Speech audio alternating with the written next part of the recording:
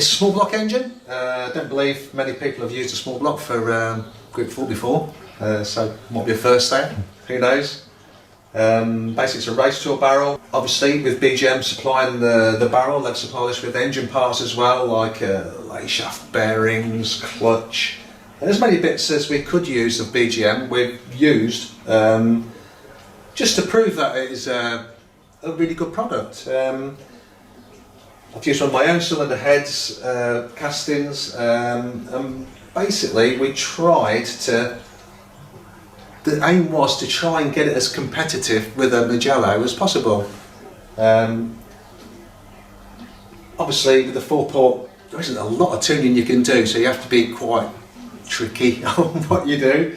That's where I suppose a bit of experience of tuning piston port engines comes in. But we already knew that the inlet manifold, the pipe would work with this engine. I knew the gearing because obviously we've raced Group 4 for a number of years now, so it wasn't a complete stab in the dark. And we fired it up a couple of weeks ago, and she made within a horsepower of the Mugello engine we used last year out the box. So I was really pleased. Darren's ridden it at Rockingham. He must have passed 10 bikes on it in the wet, which is surprising on a little bike. And it went really well. It's probably not quite as torquey as our old engine, but it has a bit more over rev. So it's a trade-off really. And we feel it could be it'll be a competitive bike this year. I think it'll probably wipe the floor with the Evo ones, I would think. I don't know how they're going to go, but we'll see. We'll see. Time will tell. It's mainly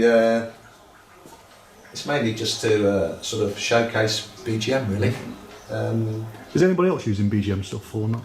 No, I don't believe anybody's ever used. I mean, every barrel you see now is most bikes in Group 4 are either, I'd say 80% are Mugello, probably 20% Rapido. Because of all the extra transfer ports. Mugello's got the bridged inlet, which is nice when you're putting the bike together. Yeah. Stops the rings jumping in the port, makes the assembly easy. And obviously the race tour barrel was a 65 normally. Well, I had it brought out to 66 and used a longer rod and used the selector ignition again, which we always use. I think there's still 2 or 3 horsepower in actually with a. I've got a new ignition coming, which is programmable. I haven't really tried to get any more power out of it yet, so I'll see how we go at the weekend at Mallory, and if it's really competitive, I might even leave it. But if we need some more, I think I can find some more. Always a good place to be. Yeah, yeah. Well, you know. I'm not a massive developer. It's not like a sprint bike where you need every last ounce of power. You have to finish to win in track racing, and you know we don't run the bikes. You know they're usually quite rich and safe. We've done a lot of stuff down actually, so that they go good enough, but. They're not on the ragged edge. If you're on the ragged edge, you've had it in track racing. But like I say, sprinting's a different ballgame.